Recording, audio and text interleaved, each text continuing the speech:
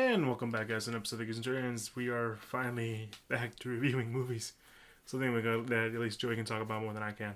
Well, I mean, anyone can really talk about movies, but I mean, I guess since we do mostly, I guess it's been a while, so yeah. Yep. And we're back to talk about Black Widow. We haven't really had a Marvel movie in a year because of certain things. And now we're back with a Marvel movie. And you know what? A great way to start it off with Black Widow.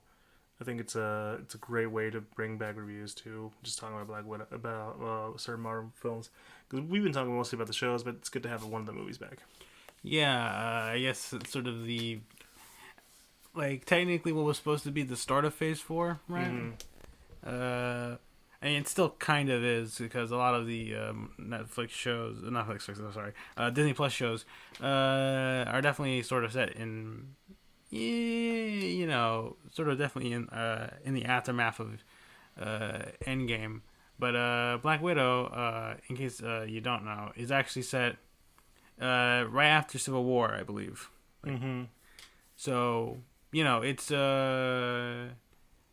because obviously, I guess spoilers for Endgame, but Black Widow does die in that movie. I mean, it's been like 2-3 years. Yeah, it's been like 2 years since since Endgame. So, and we sort of and basically the sort of, I mean, if you watch the trailers, Black Widow, she's essentially having to confront her past with the Red Room, and has to work alongside sort of her old, I guess, history, while confronting like sort of new threats, such as we've seen in the trailer, Taskmaster, right? And also teaming up with who we think are her family.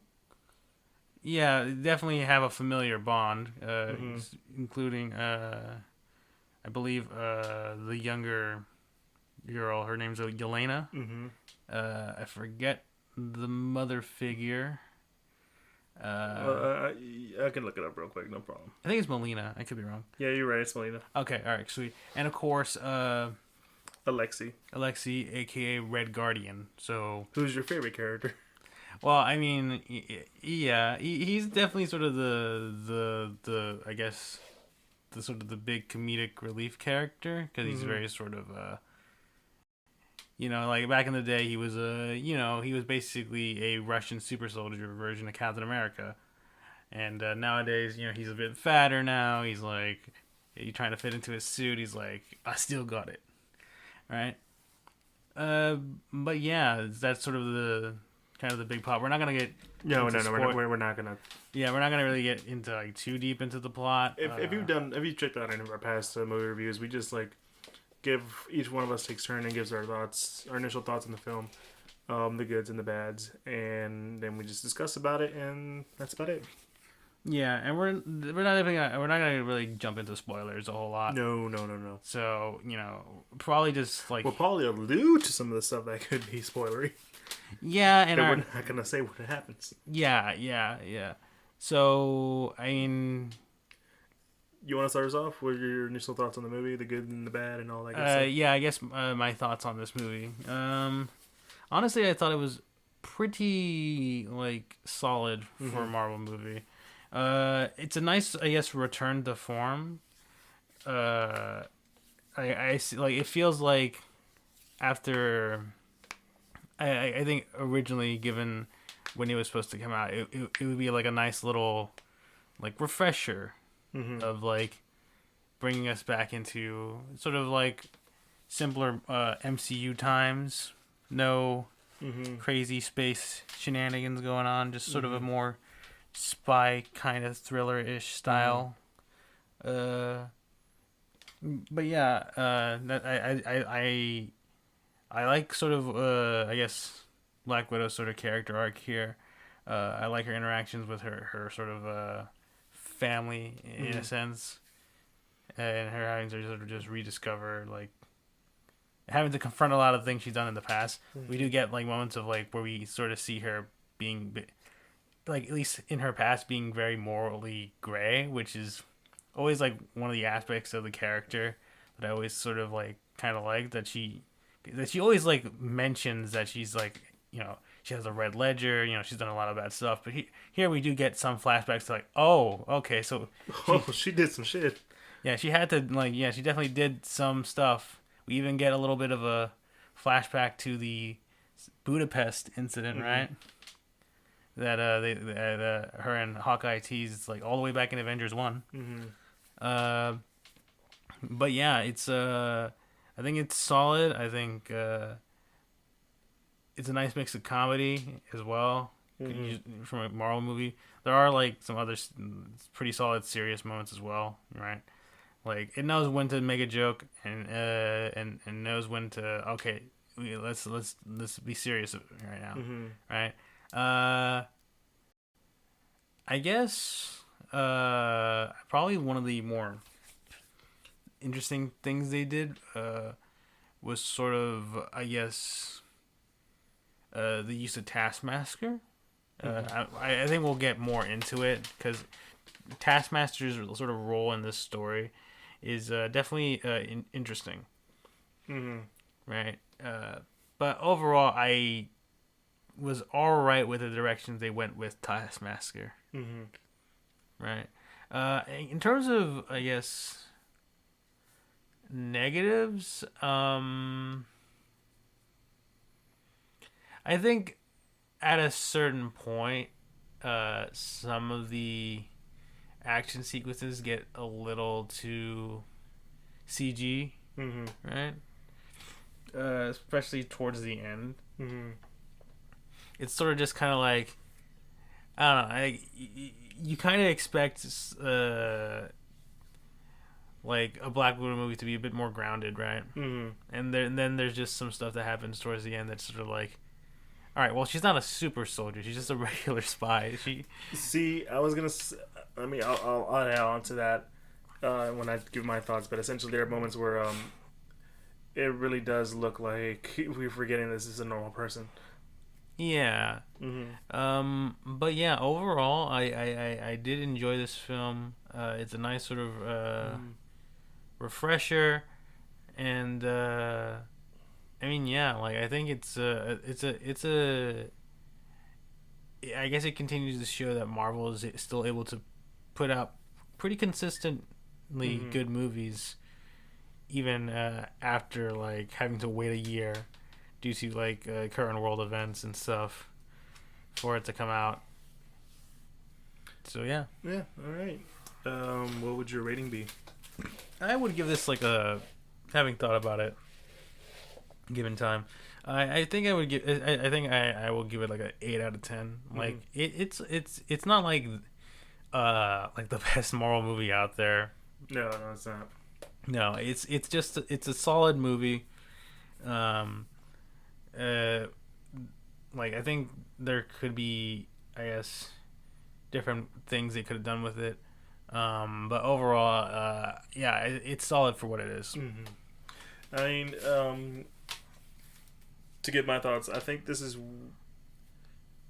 like you said, this is the return to form. You get a lot of feel for like a lot of classic. I wouldn't say classic, but like a lot of movies that you feel like that remind you of. There were times where I'm like, this reminds me a lot of Civil War, and it's shot like it's Civil War, and there's a lot of things that reference. Not like actual reference, but more like, you know, this will remind you of Civil War, and that's fine. And especially consider afterwards, the way these characters go about, I think it's what really makes me enjoy this movie. Scarlett Johansson as Black Widow sells it again. Like the thing about it, like about Scarlett Johansson as Black Widow, is that she really never got a chance to shine until I would say towards the end of her role as Black Widow, and now we have her own movie, and she's it's great. I do have to admit though, and we'll probably add on to this a little later. It feels a little too little too late kind of situation. Yeah, I think that's something we can discuss towards the end. That's definitely something I feel like is a somewhat valid critique of the film. Yeah. That being said, I feel like there are times where in this movie that it feels like it's shot and it's treated with the gravitas it needs to, but sometimes it just can't get rid of the Marvel feel of it. I mean, there's it happens really early in the film.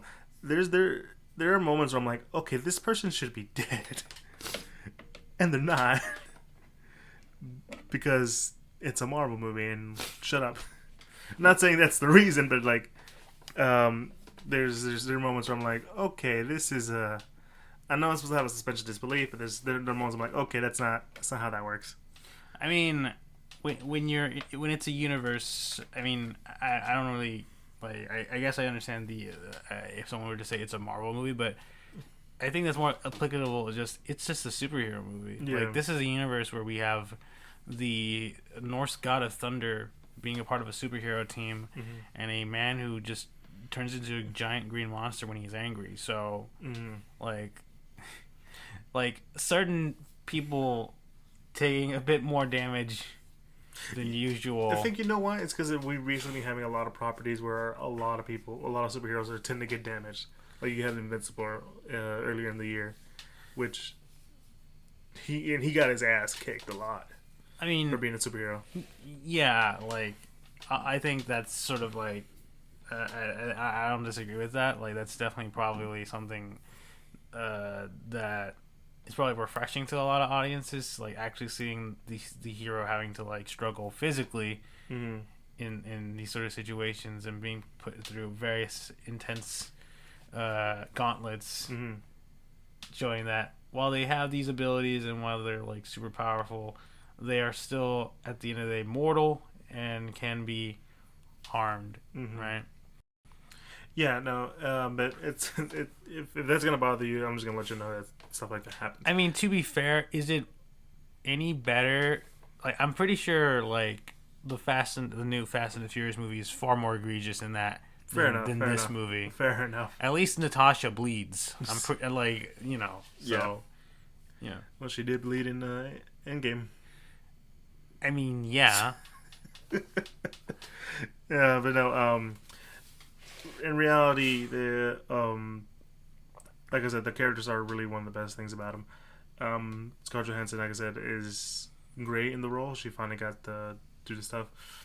Also, David Harbour as Red Guardian, Alexei, is one of those characters that really steals the show, along with Yelena, whose actor's name I am blanking out on. I'm going to pull it out real quick. But for me, she was really one of she was kind of like the heart of the movie. Yeah, she's definitely sort of Florence Pugh, that was her name. Yeah, she's definitely a character that sort of like sort of brings a lot of the, I guess, that dynamic that they have. She's also just funny. Like, you'll know when you see her that she just has great comedic chops. So we're obviously gonna see more of her in the future MCU films, and I'm excited to see her go further in a lot. And I'm not gonna spend more time on the characters, but there is gonna be a moment where we're all gonna have a very questionable thing involving one character, and that is Taskmaster. I'm not gonna say what happens, but it does deviate from the comics, and I'm okay with that. Like I said, we'll talk about that later. But essentially, one of the things that I really did like about this movie is just one, it's paced really well. It gets to the point, and we finally get to learn more about Natasha. My only negative probably would be is that, again, it's a little too late. It feels really weird because it's set after, when she's died. She's basically dead in universe, and so we're not going to see any more of that. But for what we got, I'm happy with what we got. Also, probably another negative is that the main villain rarely does anything. Like, you feel his effect, yeah, but he really does anything. Yeah, I mean, he's definitely not that interesting. He's probably the most uninteresting Marvel villain they've put out. Beating every all. Like, what was his name? The Dark Elf. Oh no! I'm talking about this guy. It was Drogovich. That's because yeah, I was gonna say something like dragon. Like yeah, like Droga something. He's basically the one responsible for the Red Room. Yeah, because that's because we said earlier that's like the main thing that the Raptors, the Red Room, the whole situation, like what makes a Black Widow Black Widow. But yeah, no, there's that like I think he's like probably the weakest one. But they do set up some interesting stuff with him at least, and they kind of leave it in a way where I'm like, oh, I don't know, I'd like to see more where this can go. Um, any other negatives I can't really think of at the moment, mostly because I think that's pretty much it. But I would give this movie at least a good old 8 out of 10. Now here's the discussion part. Well, maybe 7.5, but I'm gonna go with an 8 because I really kind of dislike doing the point .5 stuff. It's kind of like being lazy. Okay. Yeah, but that's personally for me. But let's go start with the discussion. So obviously the first discussion we're gonna talk about is this movie a little too late kind of situation.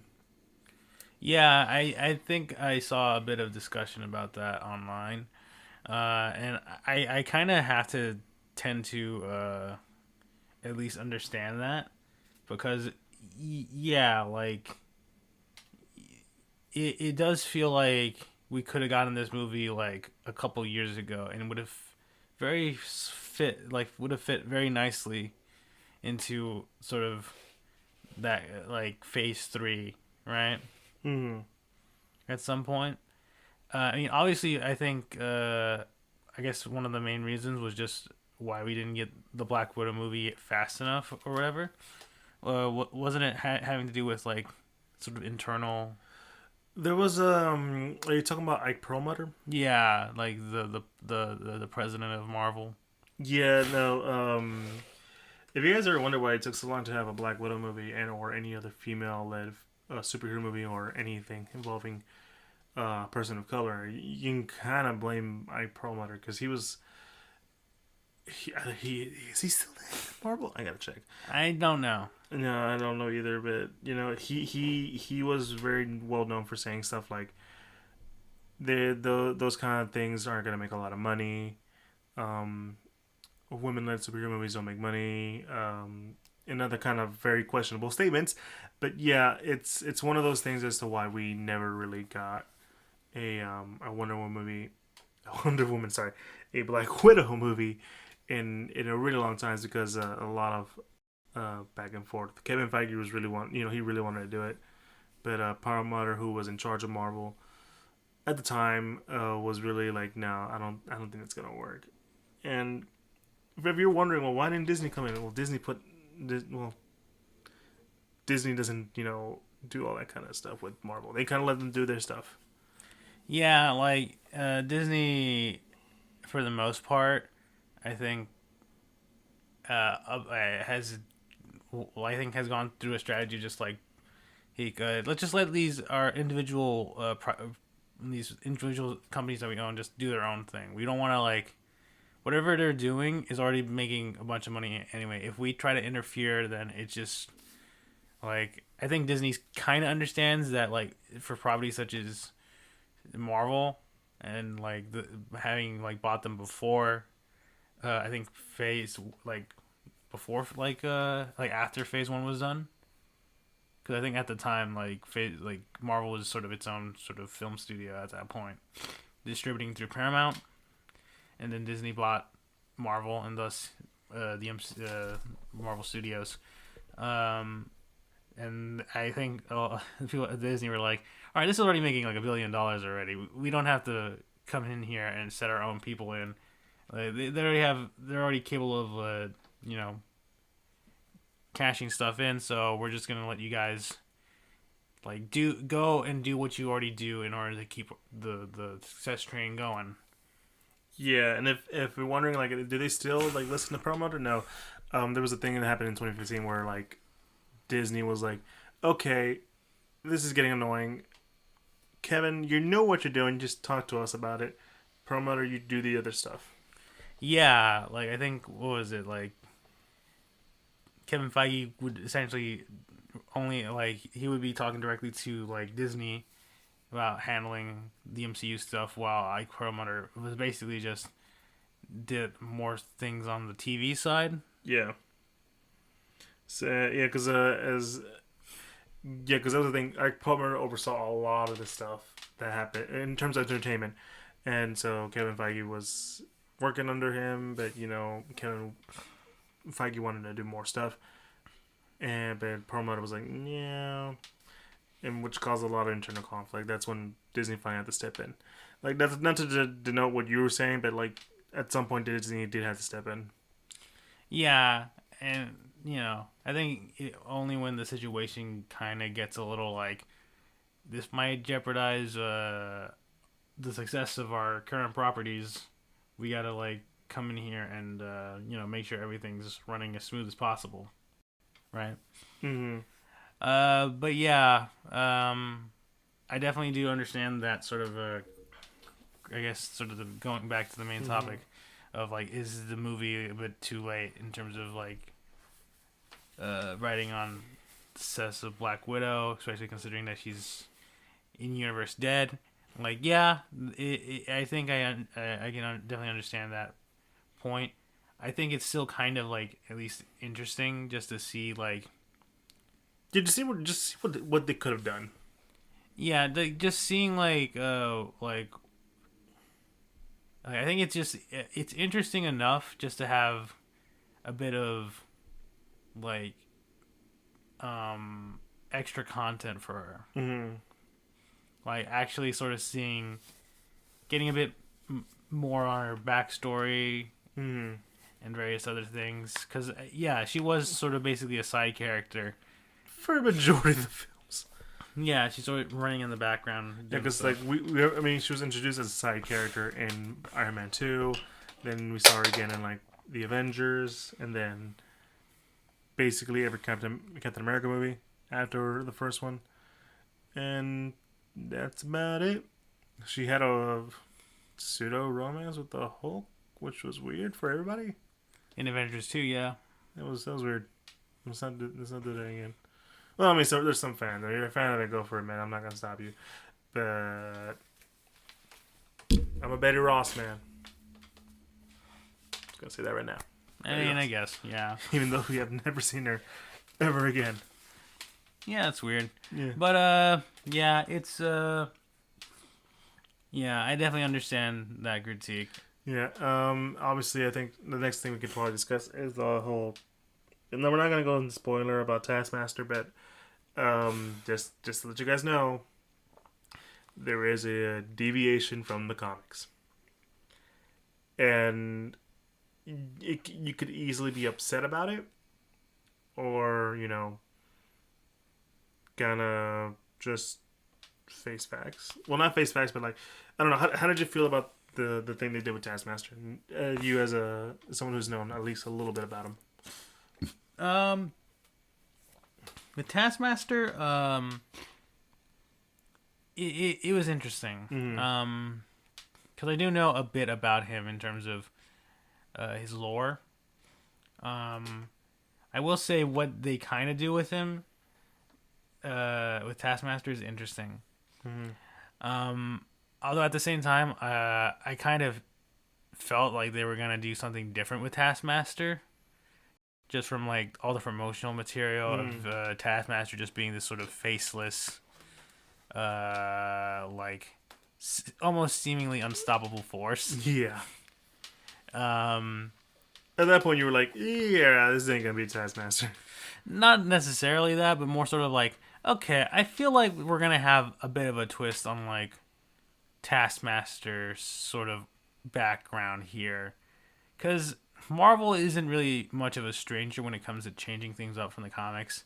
I think two of the biggest examples are one, the Guardians of the Galaxy themselves. Mm-hmm. Personality-wise, a lot of them are very different from their sort of original iterations. Like, originally, Star-Lord wasn't like a wisecracking comedian guy. He was very much sort of like a serious business dude. Yeah, that's true. Yeah. But usually, like, Marvel will sometimes change things up just to like, I mean, especially for like sort of obscure characters like the Guardians, just to sort of like, listen, I mean, there aren't a whole lot of people who buy Guardians of the Galaxy comics, so realistically, most of our general audiences that watch our movies probably won't get too upset if we do a little bit of creative licensing on these characters, right? And I guess the more bigger example of Marvel sort of changing up a character is of course the Mandarin in Iron Man 3. Yeah. That was very upsetting for a lot of people. Personally, I thought it was funny. I didn't hate it. I kind of enjoyed it. I don't know about you, Jay. I was very, yeah. It was definitely like in the context of the movie, I thought it was a very good twist. Mm-hmm.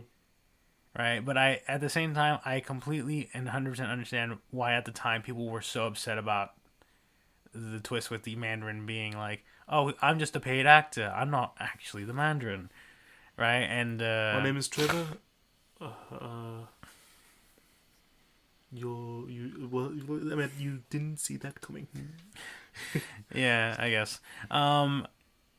Yeah, and then sort of the real villain being I forget his name. Was it Adrian? Something like that. He was working for AIM, and I think that's the only time we've ever heard of AIM in the MCU since. And he was going all about I'm the real Mandarin with and stuff, which I think that more than anything was sort of the impetus, is because this character was claiming to be the Mandarin himself. But I mean, at the same time, I think Marvel sort of semi learned their mistake. I say semi because on one hand we are getting an actual Mandarin. Actual real adaptation of the Mandarin from the comics with Shang-Chi, which I believe is coming out this year as well. Yes. Yeah. But but what I mean by semi is also because they've also changed up Taskmaster and their background in this movie, which I mean I think has elicited a bit of a similar reaction from the Iron Man from the Mandarin reveal in Iron Man 3. It's one of those things where like Taskmaster isn't Taskmaster. I'm just gonna say that right now. But in the context of the story, it makes sense. It's like in the context of the story for Iron Man 3 with Mandarin, it made sense. It's kind of disappointing, but seeing how everything went, it makes sense. It's disappointing because it's not the Mandarin, and who's like one of Tony Stark's biggest villains. It's like really would have been interesting to see, what Tony Stark would have done against a magic user, but we didn't get that. And with this, it's like, it's not Taskmaster, but the way you integrated this version of Taskmaster into the story fits so damn well. Yeah. Like they explain like one of his abilities in the movie in a really creative way that makes so much sense. That makes sense for this character, especially the way they they bring him in. So it's like, it's one of those things like, man, I get it. I know it's not, Taskmaster, the guy who's like super serious, not super serious, but like kind of cool and badass. Crack a joke here and there. He can copy everyone. He does copy everybody, but like it's more of like I would say he's more of a Terminator.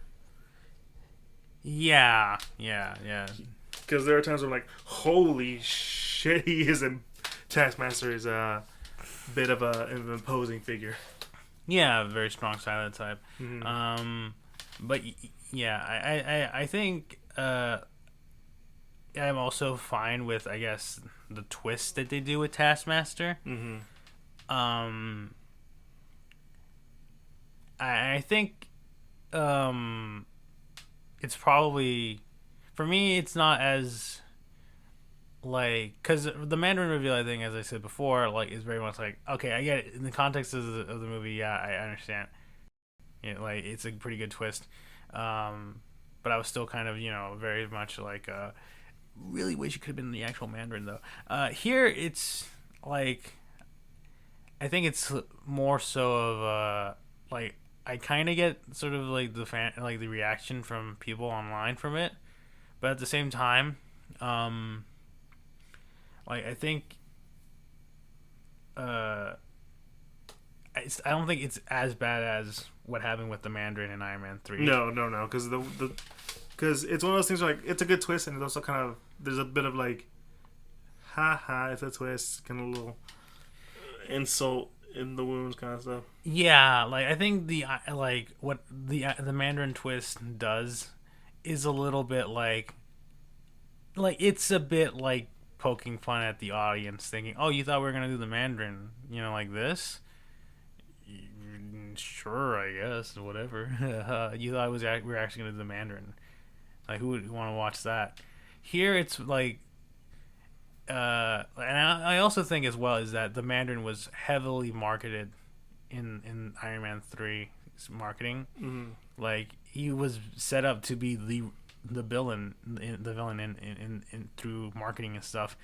And with Black Widow, I feel like the thing with Taskmaster is that usually Taskmaster is always sort of kind of a henchman in a way. Yeah. Like, not to say that like he can't carry his own as a solo villain, but oftentimes Taskmaster, he's a mercenary, right? Yeah. He's hired out to go take down certain targets, and with his abilities, he's able to do it very effectively. And in the marketing for this film, like that's sort of what Taskmaster does. They're very much a like you said, like sort of a Terminator-esque, like, I'm gonna hunt down Black Widow, I can copy her moves, what are you gonna do? While obviously, Tee. yeah, because like the thing about this movie is that for Black Widow, it's about taking down the Red Room and finally like ending all the bad shit they do. Mm-hmm. But the villains use Taskmaster as sort of their way of like making sure she doesn't get there. Yeah, like Taskmaster's more to the obstacle, while in Iron Man 3, like, you are led to believe this Mandarin is our main threat. They do all these things, only to get sort of a bait and switch through the movie, and your true villain is just this random dude in a suit who has the extremist thing in him, and he just shoots fire and calls himself the Mandarin and has and dragon tattoos, which is equally less interesting than the real Mandarin. So, yeah. Yeah, you still get aspects of Taskmaster in this movie, which is the thing that that's why I'm not so upset about it. You don't get like the full character like that we've all come to know and love, but like it's still it's a new kind of Taskmaster. I'd be down for that, and it's not offensive to me, so I'm fine with it. But yeah, I think aside from those two, anything else we can talk about aside from the fact that this movie is surprisingly violent? I mean, if you want to, not as like a big conversation point, but I'm like, geez, there are moments I'm like, Jesus Christ, I can't look at the screen right now. That is, ugh. There's a lot of bone breaking in this movie, and not like a fun bone breaking where like, well, I can just pop that back in. It's more like, ooh, ooh. Like, that caught me by surprise. Like, when you mentioned that one moment, I was like, what are you talking about? I was like, then I looked, oh, God, ooh, can't look at that. Ooh. But I'll say this is probably one of the more violent MCU films. Yeah, in terms of, I guess, yeah, like, when I say that the movie definitely has a bit of grounded realism to it, it definitely shows when it comes to the, like, these sort of hand-to-hand combat sequences and stuff, because there are some like not so great things happening to some people. Yeah. Also, this movie could be a little comedically dark sometimes. Yeah, a little bit. You know what scene I'm talking about? It involves a pig, right? Well, that too, but this was. I'll talk about it with you later. But no, no, it's a like I said, Joey, it's a really good return to form. It is a standard Marvel film with some stuff that, with enough reading, you can probably enjoy a little more. Um, I would say this is kind of like the begin. If I were to lose any movie, any of the Marvel movies I recommend, I would compare it to. It's a mix of Captain America: Civil War with a little bit of Iron Man 3 splashed in with, I don't know, what's probably the most violent MCU movie we had before this one. None, right? No, because I feel like No, I'm not saying as violent as like we're gonna see like a lot of blood splatter or anything like that, but it's more like, wow, that looked painful. I don't know, because half the time when it comes to like I guess violent stuff that happens in the MCU, some of that stuff just is played for laughs for a little bit, Yeah. or it's a quick little thing that happens, like that scene in the Infinity War where one of the Black Guard, I believe, Oh, the Black Order. the Black Order, like one of them get like sent up into like that weird giant machine, and they just get like splattered. Oh yeah, I remember that. Yeah, like but that's more of like a bit of like a quick thing, and it's sort of kind of played for laughs a little bit. Now I'm trying to think of something else though. Let's see, Infinity War. It's a little bit more on the back side, but or was it an Endgame? No, there's another scene I'm thinking about right now that was like a little. Oh, on the death of that one Hydra agent in Winter Soldier when he just got pulled out of the car. I mean, yeah, but we don't see his mangled body. No, but it's like we know what happened. I mean, yeah, but I guess in terms of like seeing people like the aftermath of them going through something, there's definitely more of that, right? Yeah. Anything else we can add on to this movie? I think that should be it. Yeah, the Taskmaster thing, and I think we're just trying our best to avoid spoilers. Is sort of I think the bigger contentious thing, and we're mostly fine with sort of the twist. Now, granted, it would have been more nice if we saw a bit more of a traditional Taskmaster, sure, but again, in the context of the movie and how Taskmaster's used, it's more or less not like. It's not offensive. Yeah, it's not like oh my god, like you completely just disrespected the character. It's more of like we're using the character in a bit more of a unique way. Mm-hmm. Yeah, and it's overall as the film. The film is a very enjoyable film. It's not an egregiously bad film. It's enjoyable. It's like we said. It's a standard MCU film with some stuff that elevates it slightly a little bit. Like, and I think as a way to, like you said, actually, I think you said it best. It is a palate cleanser. Yeah, like it's there just to like it sort of kind of reintroduce a bit of sort of the classic MCU feel, because obviously when we look at the rest of the slate that's been announced for Phase 4, we're probably seeing some wacky stuff, and obviously the Marvel shows on Disney Plus, like WandaVision and Loki, are definitely more out there in terms of what we've seen in the MCU, and people enjoy them as well.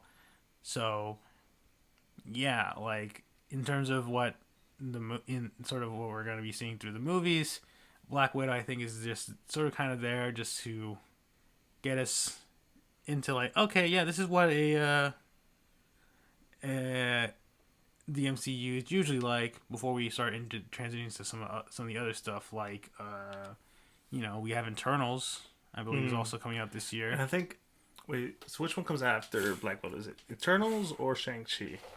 I believe Shang-Chi comes out next, with Eternals in November, I think. I could be wrong on that, but all three of them are coming soon this year. Yeah, I do. Yeah, it's because also Spider-Man. Right. Is that coming out this year? No. Mm-hmm. Right? It is coming out this year. It's at the end of the year. The new Spider-Man. Yes. Okay then. That's Oh yeah. yeah. I guess it's gonna be a bit of MCU overdrive towards the end of this year. Mm-hmm. But yeah, Black Widow, solid movie. I enjoyed it. I mean, yeah, it was a good, it was a good movie. I would totally recommend it. I will say, guys, I know if you do see it and you're looking at this and you're like, oh, they didn't talk about that. We're more forgiving kind of guys in terms of a lot of the changes that they do from books to film. Because there's sometimes I'm like, yeah, I get it, But yeah, like I say this, maybe one day we'll get a true Taskmaster. Yeah. Especially the way they set up how this one works. I'm like, oh, this could totally work. Yeah. This can totally work. Anyways, guys, thanks for checking us out. It's me, your boy, Eli. Enjoy.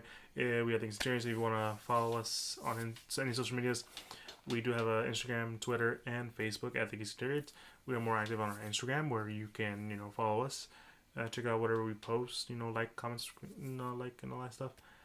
We do have links in our Instagram to our other podcast instances that we're officially part of, like Apple Podcasts, Google Podcasts, Pandora, Spotify, all that good stuff. And I'll link to our YouTube where you can like, comment, subscribe for all you audio listeners who want to give a face to the voice. That's where you can find it. Like I said earlier, like, comment, subscribe. And we do have a Patreon where you can support us in any form of way. We're not down to the begging sort, but if you want to do it in any form of way, that's probably the best place to do it. And yeah, that's about it. Catch you guys later. It's me, your boy Eli. It's me, Joe. We're the Geek Centurions. Peace out.